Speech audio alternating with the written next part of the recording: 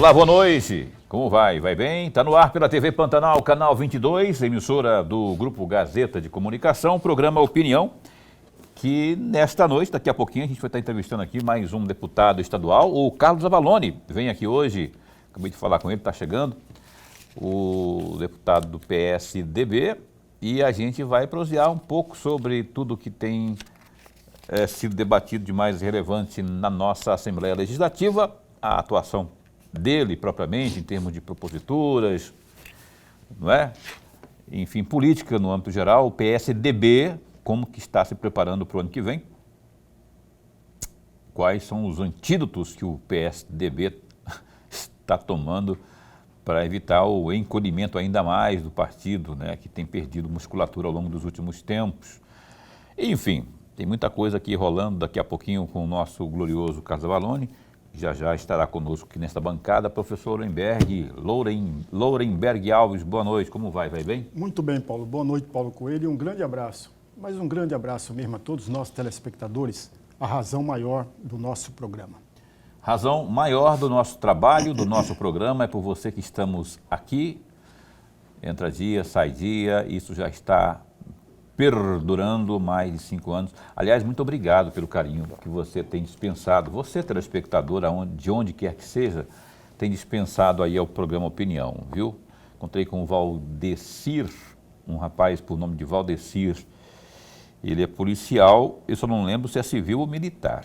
Ele me abordou no supermercado, né, dizendo que acompanha sempre ao programa Opinião. E agradeceu, inclusive, né, porque a gente, para ele, é uma ótima alternativa na TV aberta neste horário. Muito obrigado pelo carinho. Ele e a Edileuza, que é a gloriosa esposa dele lá.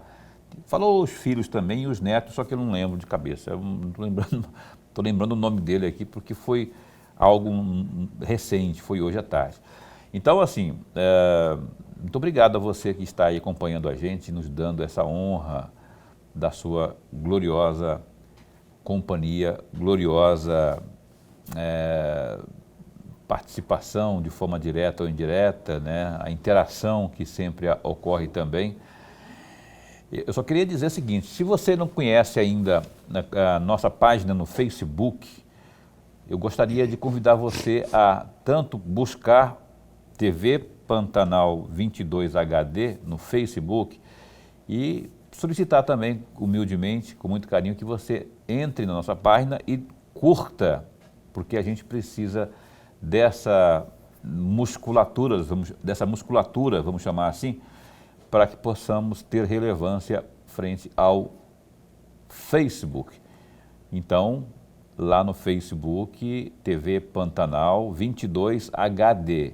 Entra ali, dá uma curtida na página da TV e, por consequência, será uma curtida, não é? Automaticamente já é uma curtida também aqui no programa Opinião, no programa da Elga, no programa da Michele, não é?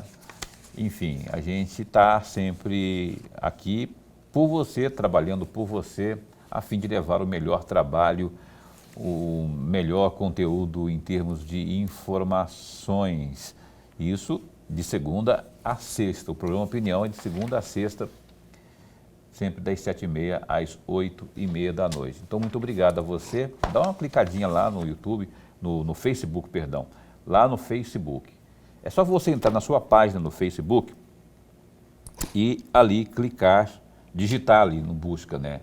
TV Pantanal 22 HD, não é? Aí vai abrir a página da TV Pantanal e lá tem onde curtir a página, né? Aí gostaria de lhe pedir de forma muito carinhosa que você faça essa curtição, que você curta, dê um like lá, para que a gente possa ter essa musculatura que eu falei, para que possamos estar sempre juntos e cada vez mais fortes, não é isso? Lourenberg, o cenário aqui no estado de Mato Grosso, daqui a pouquinho eu quero até abordar com o Carlos Avalone. Eu estava vendo na Assembleia Legislativa, está ainda uma discussão fervorosa. Agora a Janaína trouxe um negócio de aquela relação hipotética. Eu não vou falar liquidez certo porque eu não tenho a prova, né? Mas aí fazendo uma denúncia, fazendo uma crítica ao governo do Estado de 300 milhões aí. 308 milhões. 308 milhões sobre uma relação, uma tratativa com a Claro. Claro ou Oi? Oi. Oi, com a Oi.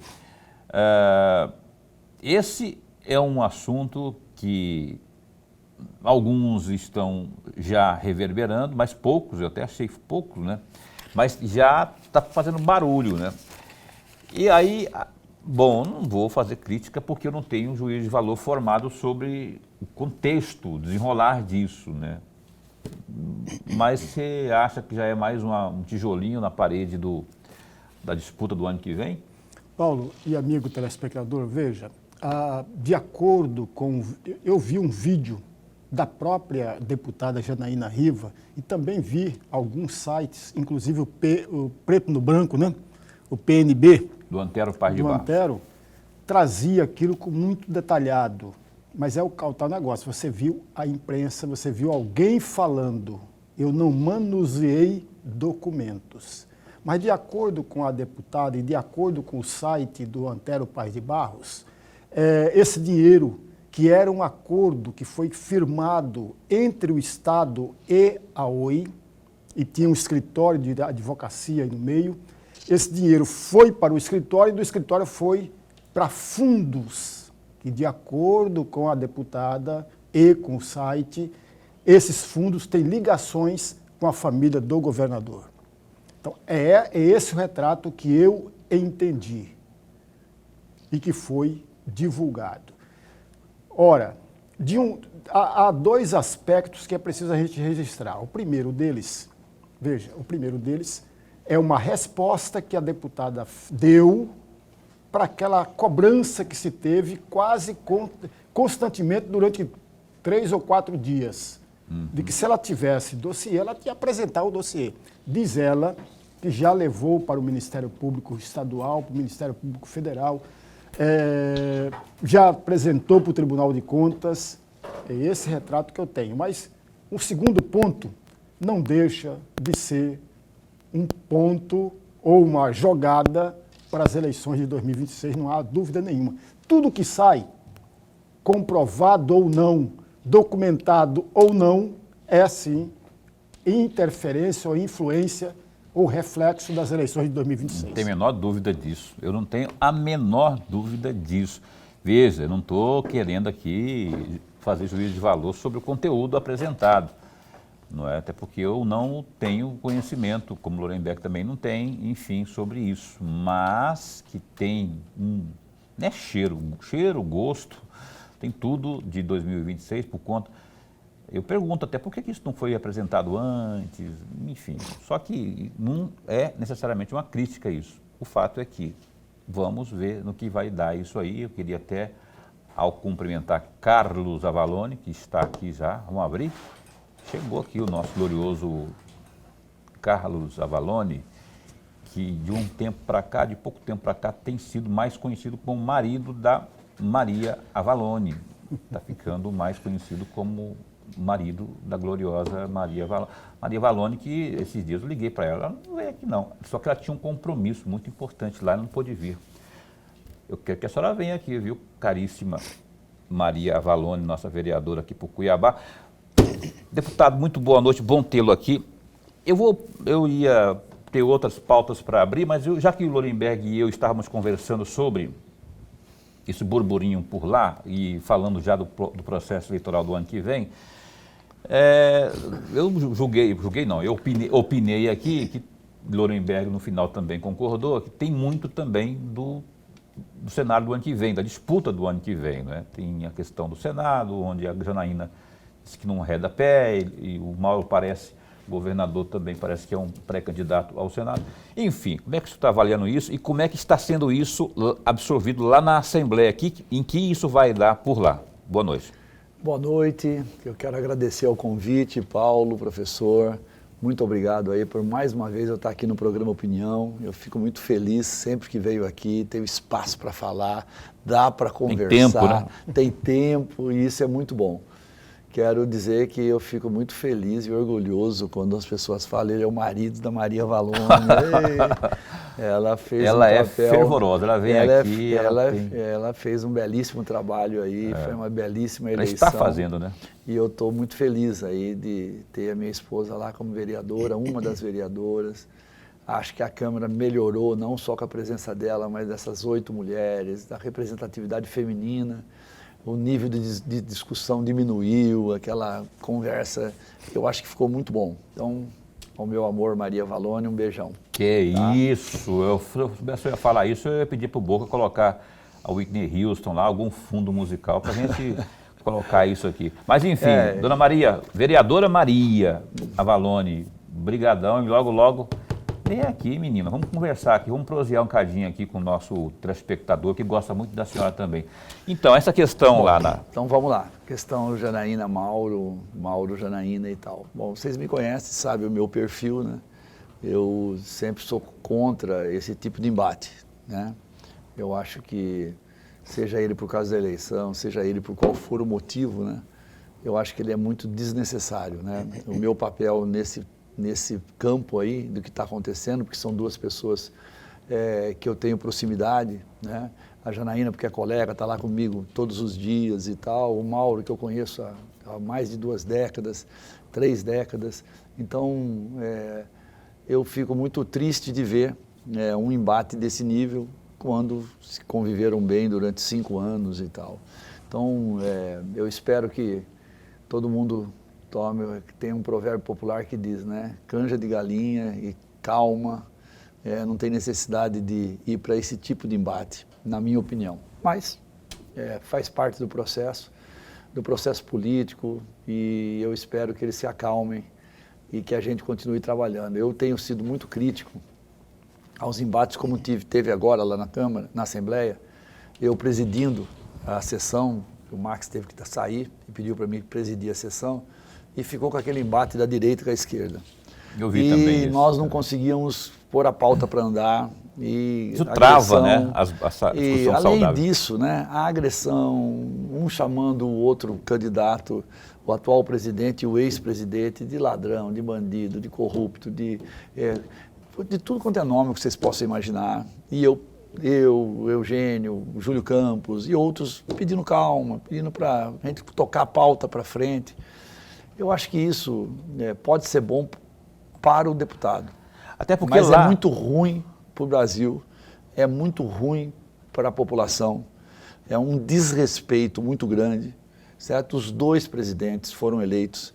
Eu não tenho proximidade com nenhum dos 2, nem com Lula, nem com Bolsonaro. Vocês sabem minha posição, eu sou um cara de centro. Mas os 2 foram eleitos pela população. A gente tem que ter um mínimo de respeito ao voto, um mínimo de respeito ao povo e entender, criticar, como eu faço as minhas críticas, mas fazer crítica com respeito. Mas no parlamento mesmo pode ser... deputado, Lorenberg te chama aí, só queria concluir esse raciocínio aqui. Na própria Assembleia tem um pequeno expediente, um grande expediente, a ordem do dia, e no final tem aquele espaço lá, não tem um... Explicações pessoais.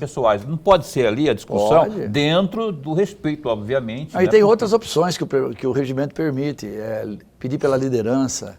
Aí você não é líder, mas aí você pede pela liderança, aí o líder fala, não, eu passo para o Lorenberg, e o Lorenberg fala. Vai. Conclusão, o regimento permite, é um lugar de debate. O problema é o nível, que não pode mas o debate deveria ser pelo Mato Grosso, deveria ser pelas propostas, né? E não um embate de saber quem roubou mais, quem fez mais coisa errada, quem é culpado pelo buraco do INSS, se é um, se é outro. Nós temos outras pautas tão importantes, mais importantes que essas, que nós precisamos discutir. Professor. Deputado, antes de mais nada, registrar sempre, mas sempre, deputado, a alegria de tê-lo aqui no nosso bate-papo é muito bom. A nossa conversa rende. Obrigado. Pena que o nosso tempo é curto. Mas, deputado, por falar em discutir coisas interessantes para Mato Grosso, vamos discutir sobre o PSDB. O PSDB teve presidente da República, governou o maior estado do país por vários mandatos. 30 anos. Por vários mandatos, né? teve o Mário Covas, aliás, o Alckmin foi vice do Mário Covas, depois foi governador do estado, teve o Marconi Perillo em Goiás, aliás, o Marconi Perillo ainda é uma liderança em Goiás do PSDB, teve senadores, mas a partir de 2014, mais ou menos 2015, parece que desceram, tomaram a ladeira abaixo e vai perdendo a musculatura. Tanto é verdade, eu fiz um apanhado aqui, uns dados, deputado, que o senhor sabe muito bem, mas o nosso telespectador pode não saber. Veja, o PSDB, de todas as pessoas que passaram, tem só um governador de estado, que é o Eduardo Leite, no Rio Grande do Sul. Tem hoje, foi eleito em 2024, 276 prefeitos. Olha, um partido que foi um dos maiores partidos do país. 276 prefeitos. Deputado federal, tem 11 deputados federal. Senador, 3 senadores. Deputados estaduais, 48 deputados estaduais. E vereadores, 3.000 vereadores, num universo de mais de 58 mil vereadores. Quer dizer, o retrato demonstra com clareza que há aí perda de musculatura, perda de gente dentro do PSDB, de articuladores dentro do PSDB. Fala-se muito que agora, em junho, haverá uma convenção do partido para selar de vez a fusão com o Podemos. O Podemos que também não está grande coisa, não. O Podemos, por exemplo, tem 129 prefeitos e 1 em Mato Grosso, assim como o PSDB também, 15 deputados federais, 4 senadores, 48 deputados estaduais e 2.314 vereadores. Deputado, essa fusão é o suspiro final, é o respiro final, é o oxigênio final para a sobrevivência do partido ou não? Professor, o senhor bateu duro e colocado. Sabe, quando diz no boxe, assim, ele deu aquele burro no rim, assim, Paulo. Mas, tirando a brincadeira e falando sério, os números são um pouquinho diferentes do que o senhor colocou, mas o contexto é exatamente esse, né? Na realidade, o PSDB tem 13 deputados federais, tem 3 senadores, elegeu 3 governadores e já perdeu 2, inclusive Eduardo Leite, já saiu, já se filiou ao PSD, perdeu a Raquel, que se filiou também ao PSD, e eu vi o Eduardo Rito, de Mato Grosso do Sul, também dizendo que talvez fosse sair. Também vai, vai sair. Também vai, né? Então há a possibilidade dele sair. E o Podemos tem, o que você colocou, eu não conheço os números do Podemos. O PSDB tem uma história fantástica, né? Quer dizer, mas ninguém vive da história. Nós temos que viver do presente e temos que viver do futuro, né? Eu achei interessante que quando eu fiz a entrevista, entendendo que o PSDB ia fazer a fusão com uma incorporação com o PSD, né, quando desligou as câmeras e todo mundo sentiu eu muito abatido, né, a imprensa aqui veio a mim e falou: Avalone, o PSDB não pode acabar. O PSDB, eu levei um susto, né? Falei, como assim? Não pode, porque tem uma história, nós gostamos do PSDB, eu votei no PSDB a vida inteira e tal. Aí eu virei para a própria imprensa, com as câmeras desligadas, né? Eu falei, vocês estão me dando um grande estímulo, né? E incentivo. Porque é o sentimento que a gente sente, que a gente vê nas ruas e em vários lugares. Apesar de dizer o PSDB é em cima do muro, apesar de colocarem um monte de coisas, na realidade o PSDB sempre teve posição contra o radicalismo, tanto da direita como da esquerda. Nós sempre fomos oposição ao PT, vencemos eleições do PT e perdemos eleições para o PT, mas nunca nos aliamos ao PT. O PT é presidente da República. Você falou em 276 prefeitos. O PT tem 211. A diferença é que o PT tem o presidente. Mas ele é menor tirando o presidente do que nós, mas tem ministros, tem uma série de coisas. Então foi um enfraquecimento daquela linha de poder que existia, ficou a popularidade e a personalidade do Lula como uma candidatura do lado da esquerda. E surgiu o bolsonarismo, que pegou grande parte dos eleitores do PSDB. Esses eleitores que eram de centro se chamam agora de direita. O que, na realidade, nem, na minha opinião, nem o são. Né? Continuam sendo de centro, centro-direita, mas como só se entende ou esquerda ou direita, esse é um fato. Mas, passado isso, eu só tive um partido da minha vida, o PSDB. Eu nunca fui filiado a outro partido. Então, para mim, é um momento muito difícil, né? Desta fusão com Podemos, e que nós não sabemos ainda qual será o nome, não sabemos ainda qual será o número, tá? E isso vai tudo ser provavelmente decidido e comunicado no dia 5 de junho, onde nós vamos fazer uma convenção. Nós estaremos lá, o Marconi Perillo, nosso presidente, e o Podemos deve fazer na mesma época a convenção dele, e aí nós informamos o TSE, e o TSE autoriza a fusão. Não tem nem sugestão de nome, não? Não tem nem cogitação de nome? Várias cogitações. Primeiro ia ser PSDB Podemos. Depois falaram que ia ser independente. E agora não se sabe qual é o nome. Tá? Então, nós estou aguardando para o dia 5 para saber qual é o nome e qual é o número. O Lolenberg falou aí de... O Lolenberg falou de alguns nomes do PSDB, especialmente lá em São Paulo, não é, em nível nacional aí, e não falou. Isso porque ele não falou também do... Ele falou do Mário Covas, mas não falou do Zé Serra, que além de ser um baita de um... Deixa eu falar dos nomes aqui para então você, Paulo. Nós não fomos governador de São Paulo 30 anos e o Marconi Perillo em Goiás. Nós governamos 18 estados. 18 estados. O Dante duas vezes aqui. Mato Grosso. E aí vários estados. O Marconi Perillo 4 vezes em Goiás. E assim foi em vários estados. Só para vocês terem uma ideia, o Dante aqui e o Mário Covas aqui, eles fizeram movimentos iniciais que depois o Fernando Henrique fez. Quer dizer assim, eles foram protagonistas de reformas importantes aqui. Então, o PSDB foi o grande reformador do Estado brasileiro.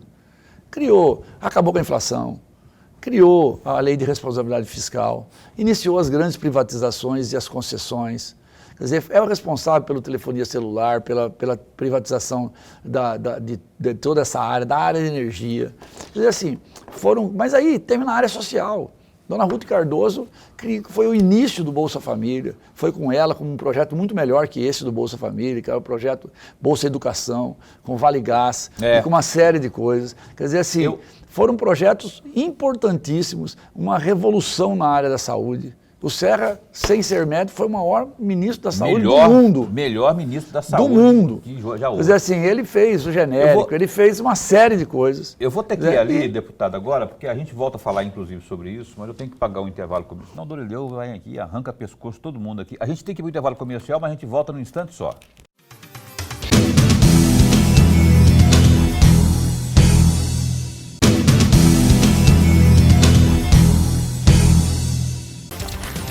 Olhando aqui o nosso GD.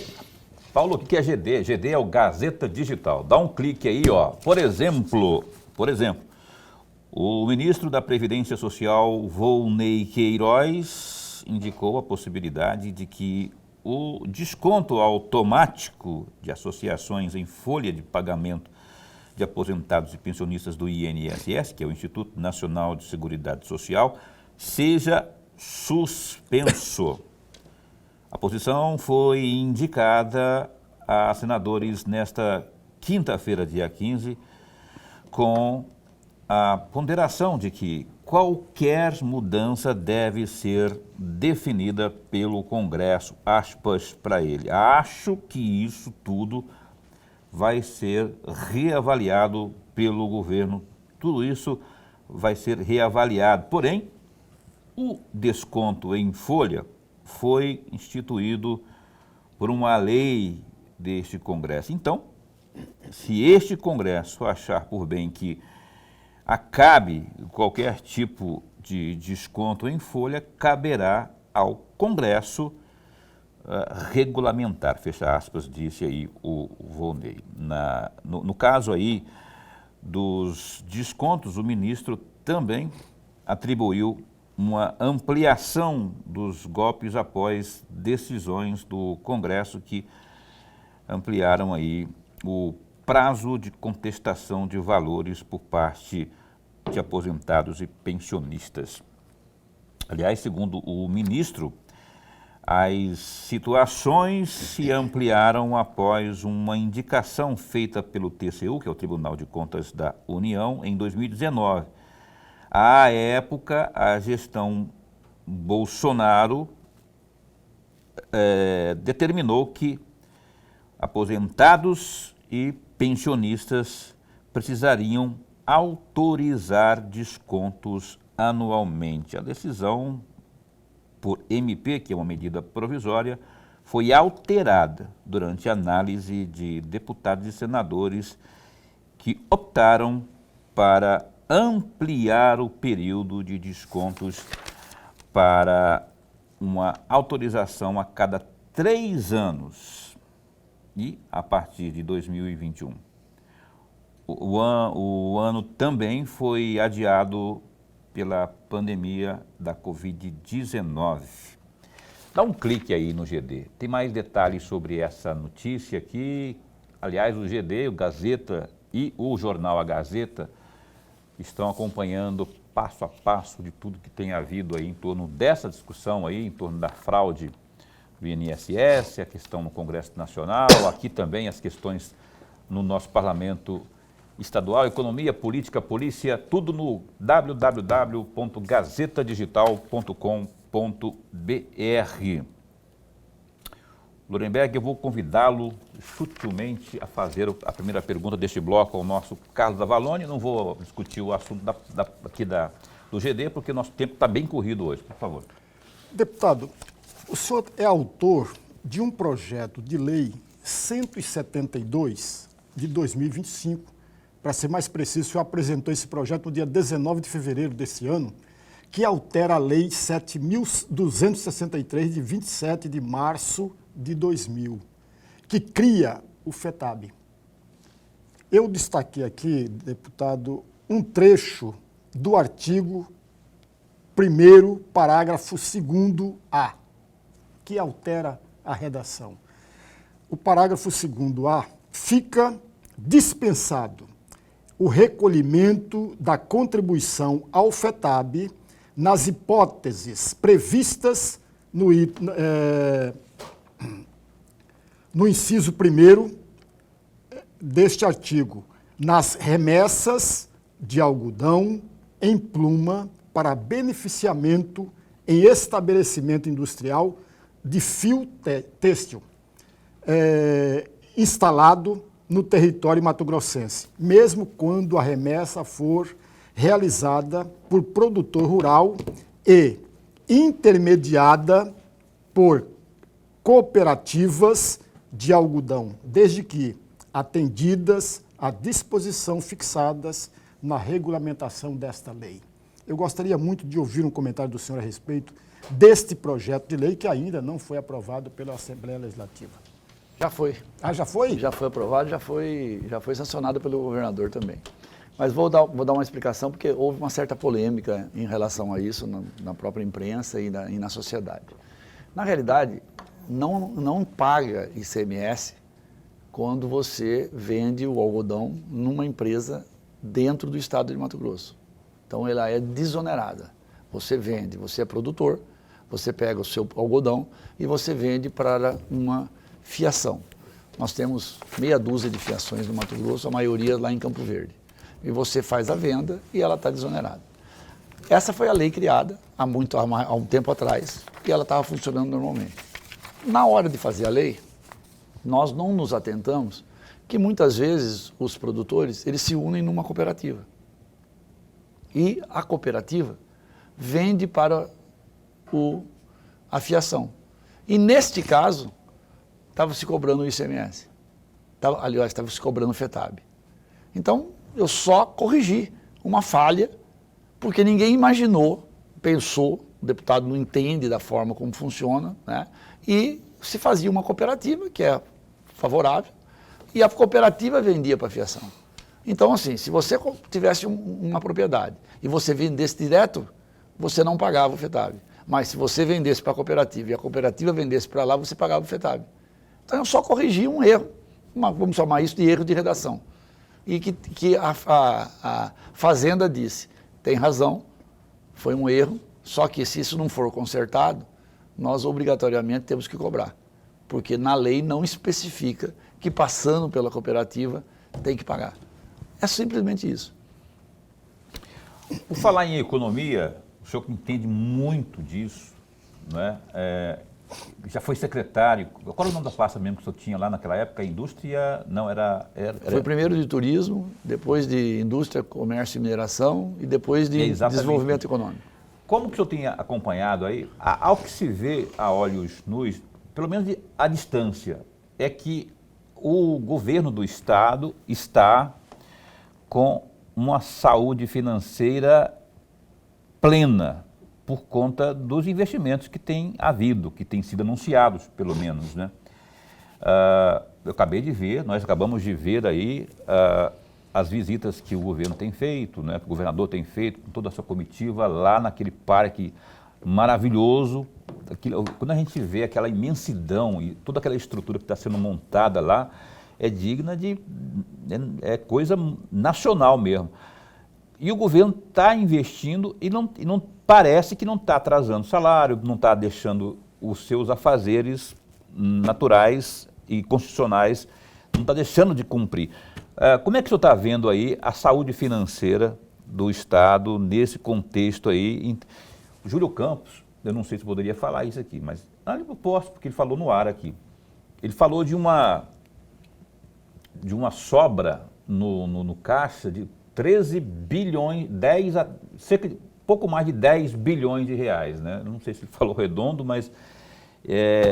então, assim, tem havido, então, essa saúde realmente? O governo está de boa, está nadando de braçada? Bom, então, eu sou presidente da Comissão de Orçamento da Assembleia. Então, a minha missão é acompanhar e fiscalizar como que está andando o orçamento da Assembleia. Hoje, eu estou vestido conforme eu saí de casa, às 6h30 da manhã. Eu estou de 8 horas da manhã até meio-dia, eu fiquei numa reunião com todas as secretarias do Estado, todas, lá na Assembleia, no plenário principal, e depois de 2 até às 6 horas da tarde, onde eles fizeram um relatório, apresentaram cada secretaria, para mim, para a secretaria, sobre a situação financeira de metas do Estado de Mato Grosso. É obrigação por lei. E eu passei o dia inteiro sabendo todas as secretarias, todos os investimentos que estão sendo feitos, tudo, absolutamente tudo. Eu acompanho, nós temos um acompanhamento hoje na Assembleia, que eu sei amanhã o dinheiro que tem no caixa. É mesmo? É tá? tão rápido então eu assim? acompanho todo o desenvolvimento do Estado de Mato Grosso. Então assim, a situação financeira de Mato Grosso, perto do que estão os outros estados e outros momentos, é muito boa, não é boa. O governador, ex-governador Júlio Campos tem razão. Existe um superávit, um saldo de caixa, um dinheiro de aproximadamente 10 bilhões de reais. Logicamente, existem investimentos em obras, estradas, que comprometem esta sobra em aproximadamente 6 bilhões de reais. Em obras que estão lançadas, que tem que ser paga até o final do ano, que tem que ser colocado. Então, isso é uma verdade. E isso é muito bom. Isso é ótimo, para te falar a verdade. Não é nem muito bom. Então, nós temos o nível A do Tesouro Nacional. Talvez seja o único entre os 3 estados que tem nível A em tudo. Em todas as contas públicas, o nível de Mato Grosso é nível A. Então, realmente existe. Esse Parque Novo Mato Grosso vai ter um investimento lá superior a 1,5 bilhão pago. Está sendo feito um parque que vai ficar para a história. Nossa, as coisas lá são... O cartódromo lá é o melhor do mundo. Não é o do Brasil. É o melhor do mundo. O autódromo que está sendo feito lá é um autódromo noturno, com iluminação de primeiro mundo. Vai ser o melhor do Brasil. Tem kart anunciado aí para novembro. A roda gigante é a maior da América Latina. E assim vai. Lá vai ter museu, lá vai ter vai ter tudo. Eu já fui lá várias vezes, estou acompanhando. É um investimento que vai colocar Mato Grosso no mundo, em esporte, em turismo, em uma série de coisas. Não dá para criticar isso pelo lado da importância disso. O que se critica faz muito na obra de infraestrutura e não faz tanto na obra de social. Então é aquela discussão. Eu para te falar a verdade, eu passei por isso no governo Dante. Chega um certo momento, por causa do momento político, como essa discussão Janaína, Mauro Janaína, que as coisas começam a ficar meio nebulosas, sabe? Então, assim, eu lembro que o Dante fez a ponte Sérgio Mota. E na campanha política compararam a ponte Sérgio Mota com uma ponte em Corumbá. E compararam o metro quadrado de construção das duas pontes. E que aqui era maior que a de lá. Lógico, aqui era uma ponte completamente diferente da de lá. Mais linda, inclusive. Inclusive, muito mais bonita e tal. E ele colocou o nome aqui de Sérgio Mota. Sim. Né? Então, o cuiabano já não gostou. Queria que fosse Rondon, queria que fosse, né, os nomes nossos. Talvez foi um engano mesmo.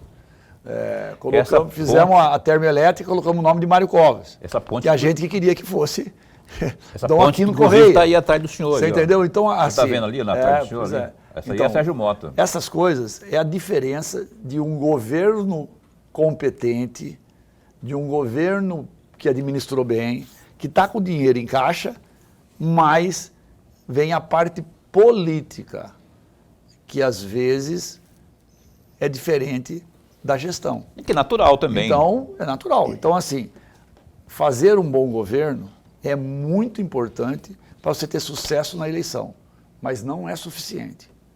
Se você não tiver junto política, que é relação com o povo, política eu aprendi com Dante perdendo. Eu não aprendi com Dante ganhando, porque eu ganhei junto com o Dante até o dia que ele perdeu para senador e eu estava junto com ele como primeiro suplente. Eu aprendi que política não é matemática, é química. É química, é relação popular, é relação com o povo. Você não pode esquecer esse contato pessoal. E às vezes, quando a gente está no governo, a gente erra na política. Na gestão, eu como presidente da Comissão de Orçamento, eu tenho que dizer, o Estado tem uma gestão muito boa. Mas está falhando no popular com relação com o povo? Você acha? Pode estar. Aí que nós vamos verificar na campanha. É aí que eu estou fazendo aqui, com a experiência que eu tive, eu estou fazendo um alerta. Não, você está fazendo uma certo? Cuidado. Analogia. E eu estou falando isso porque eu estou falando isso na Assembleia, eu estou falando isso lá dentro do governo. Ok, assim, nós temos que tomar cuidado com isso. Aliás, mais uma vez, falando que essa ponte que você vê aqui atrás, no cenário, atrás do deputado ali, é a gloriosa Sérgio Mota, né? Homenagem aí ao ex-ministro do governo FHC, que o Dante resolveu homenageá-lo. Essa questão do parque ali, desse que está sendo anunciado pelo governo do estado, a única coisa, eu não faço crítica, mas a única coisa que eu observo, eu fico preocupado, é sobre quanto à distância, né? Agora, se isso for resolvido com conduções, que o pessoal possa chegar lá, não tendo aquele congestionamento que a gente observa quando tem grandes eventos em Chapada dos Guimarães, notadamente Réveillon, por exemplo, é tudo congestionado, desde aqui já. Então, se resolver isso, se tiver escoamento, ótimo, porque aí já não teremos mais esse problema aí, para que o povão mesmo possa ir acompanhar um grande show, prestigiar um grande evento. E eu falei aqui, prova de kart, Stock Car. É uma etapa do Stock Car que está sendo anunciada, inclusive, para o final de novembro, meados de novembro, agora já como pontapé inicial aí das atividades por lá. Eu ia chamar o Lorenberg para mais uma pergunta, mas eu não tenho tempo neste bloco. Eu vou chamar o intervalo, 1 minuto e meio, a gente retoma aqui o nosso programa Opinião.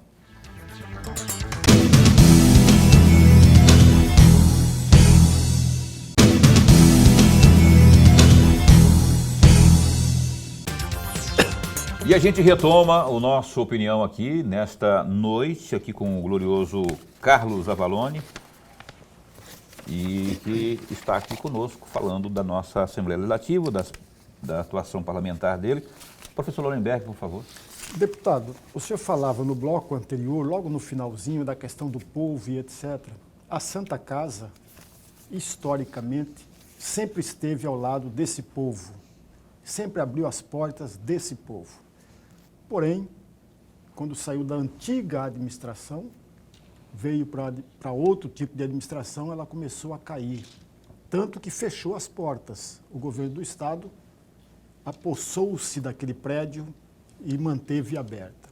Só que a Santa Casa tem alguns procedimentos médicos, sobretudo na área pediátrica, que não tem em nenhum momento, nenhum lugar do estado de Mato Grosso. E houve, pelo menos a imprensa divulgou isso, que há uma tendência do governo fechar as portas. Por outro lado, há uma outra notícia, de que é preciso vender o prédio para pagar as questões trabalhistas. Quer dizer, há 2 ou 3 questões que envolvem tudo isso. O senhor teve, juntamente com outros deputados estaduais, que conversaram com o governador do estado. Em que pé está essa conversa? Se de fato a Santa Casa será fechada ou a Santa Casa continuará aberta? A Santa Casa não pode fechar. Eu quero começar dizendo esta frase. A Santa Casa não pode fechar. A Santa Casa é muito importante para a saúde pública de Mato Grosso. Além da questão pediátrica que você colocou muito bem, é a única UTI neonatal do estado. Ela tem um tratamento oncológico com mais de 430 pacientes fazendo quimioterapia. Tem mais de 70 pacientes fazendo radioterapia e tem mais de 30 crianças fazendo radioterapia. O tratamento oncológico, ele é diferente dos outros tratamentos. A Santa Casa faz também cirurgias de média complexidade, que são as cirurgias de apêndice, de vesícula e outras cirurgias desse tipo. Essas cirurgias, você tem uma crise, você vai para lá, você opera, 10, 15 dias depois você volta para casa. A oncologia não. A oncologia, você fica lá 6 meses, 1 ano, 1 ano e meio, 2 anos, muitas perdas, perde-se vidas, porque às vezes se descobriu muito tarde, os tratamentos são paliativos às vezes. Então, a relação médico-paciente é muito importante. Como que você fecha isso? E passa isso para o Hospital Geral? Como que você passa isso para o Hospital do Câncer? Cadê o médico que está cuidando de você e que você confia dele? Você acha que ele vai salvar a sua vida ou que vai acalmar a sua dor? É uma relação muito pessoal. Então, assim, e eu fui no Hospital Geral e eu fui no Hospital do Câncer. Os dois não têm como receber 500 pacientes. Então, a Santa Casa não pode fechar. Nós fomos ao governador, os 9 deputados representando os 24, a uma unanimidade, e dissemos ao governador, por favor, governador, não feche a Santa Casa. Bom, a culpa é do governador? Isso é importante, porque parece que agora nós estamos jogando tudo nas costas do governador. Não, a Santa Casa ia fechar, lá atrás. E o governador não tinha nada de ver com isso. E aí a sociedade pediu para que o governador, que tem o caixa, por competência de uma boa gestão, para que ele assumisse a Santa Casa e desse uma solução. Ele pediu um prazo, foi lá, assumiu a Santa Casa, investiu na Santa Casa. E deu certo. Reformulou a Santa Casa, colocou e avisou. Eu estou fazendo 5, 6 hospitais. Quando eu fizer os outros hospitais, eu vou migrar isso para lá. Mas a vida não é assim.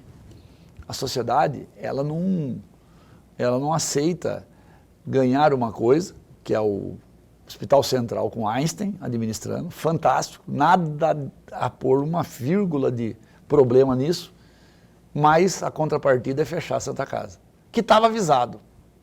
Não resolve. Porque esses problemas, como que nós vamos resolver? Então, segunda-feira, nós temos uma audiência, 10 horas da manhã, na Assembleia. E no plenário, você pode ter certeza, essa audiência será muito forte. Qual que é o mote da muito motivação forte. da Não da fechar essa Santa Não Casa. fechar. Esse é o mote. Então é unânime ali na Assembleia.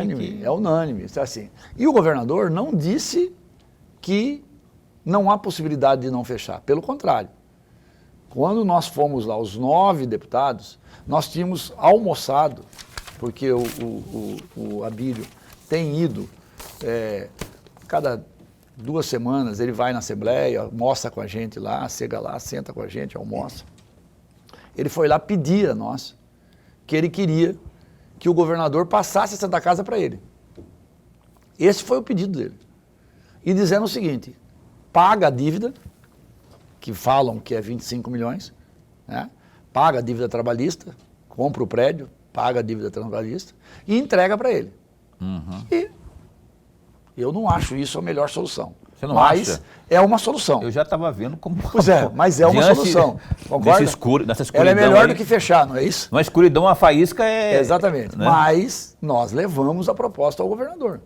E falamos, governador, o prefeito acabou de sair de lá dizendo isso. Por que eu acho que não é a melhor solução? Porque o custo da Santa Casa é 22 milhões mês. Mas hoje, né? Hoje. Mas com tudo sanado... Sanado como? Não, você falou de 25 milhões Não, aí. 25 para comprar o prédio, não tem nada a ver com o custo. O custo é operacional. Okay. 22 milhões. E o SUS não devolve, porque ele é tripartite. Governo federal, governo estadual, governo municipal. Só que o SUS só aceita pagar se tiver as condições sanitárias adequadas. E que a Santa Casa não tem. Então, dos 22 milhões, o governo federal, o governo estadual só recebe 1 milhão de volta. E banca 21. Ok. Eu tenho dúvida se a prefeitura consegue bancar 21. Na situação que a prefeitura está. Bom, mas isso não importa. Nós levamos isso ao governador.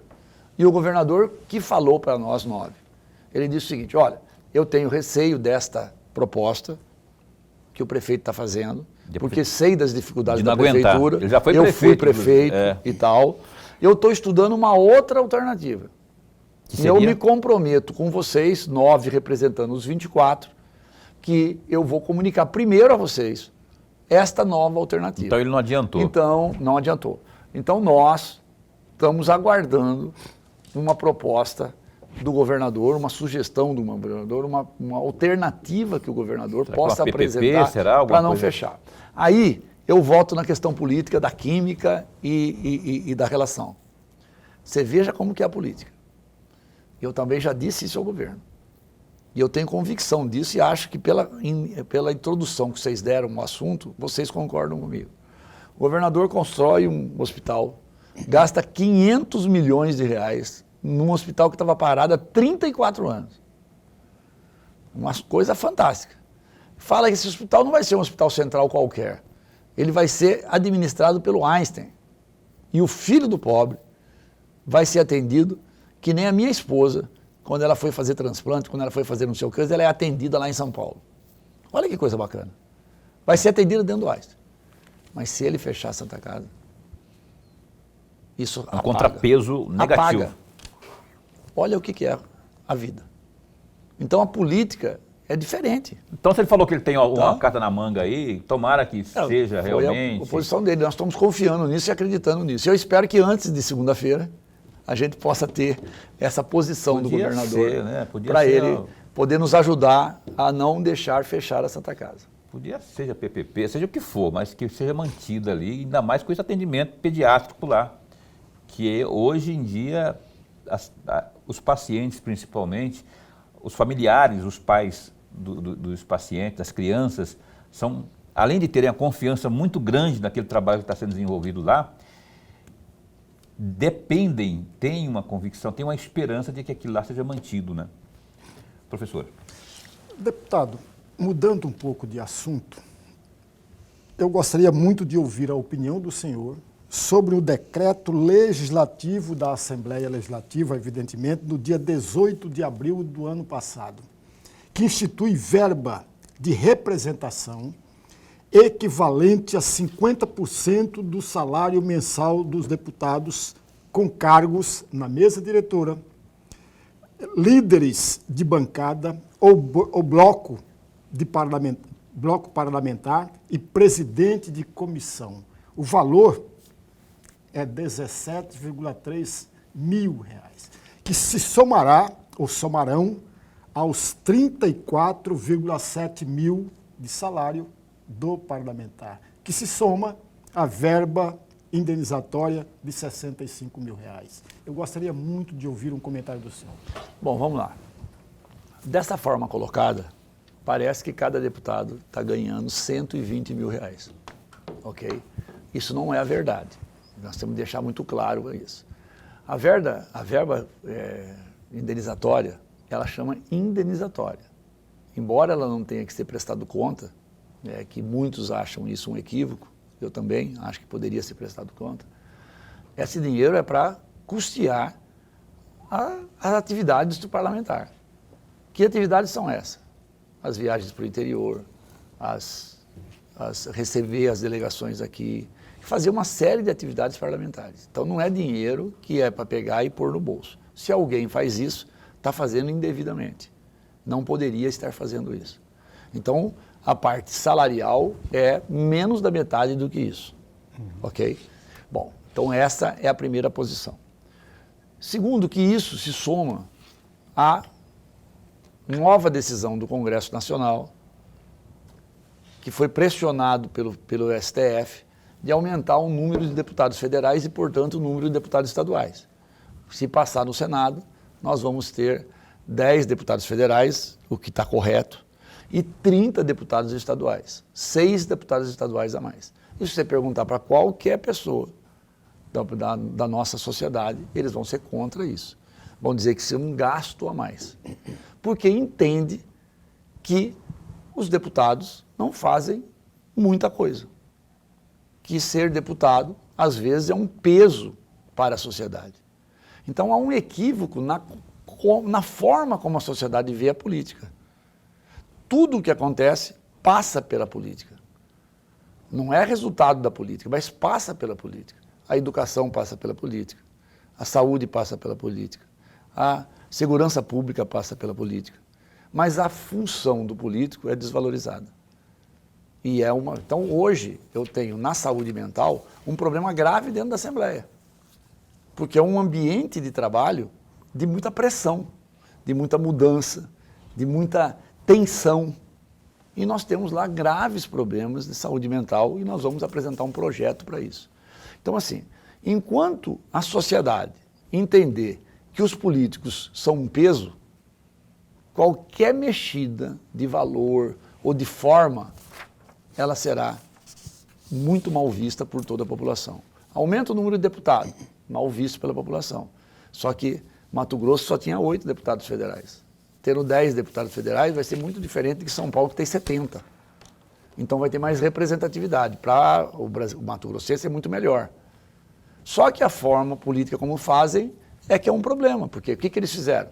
Em vez de fazer o que o Supremo mandou, que era redistribui, mantém 513 e redistribui. Rio de Janeiro tinha que perder 4 deputados. E Mato Grosso ganhar 2. E outros estados perderem e outros estados ganharem. Mas segurou todo mundo como estava e deu as 2 vagas para Mato Grosso, mais tantos para não sei quem, mais tantos para não sei quem, e subiu para 538. Então, o contexto é que está equivocado. A forma, a gente tem que ver. Agora, que a distância do salário de um deputado para o salário mínimo é absurda, você tem razão. Ela é um absurdo e cada vez que tem um tipo de aumento ou um tipo de ganho, toda a sociedade vai ser contra. E toda a sociedade vai ter... A opinião pública está condenando essa discussão, inclusive. Totalmente. Com razão. E a maioria dos políticos também. Só que passa. Vai passar. Normalmente passa. Como diria, os políticos falam que são contra, mas passa. Como diria Chico Buarque de Holanda, vai passar por essa avenida um samba popular. E passou por aqui hoje Carlos Avalone. A gente tem que encerrar o programa um pouquinho mais cedo hoje, uns 2 minutinhos mais cedo, porque tem futebol daqui a pouquinho.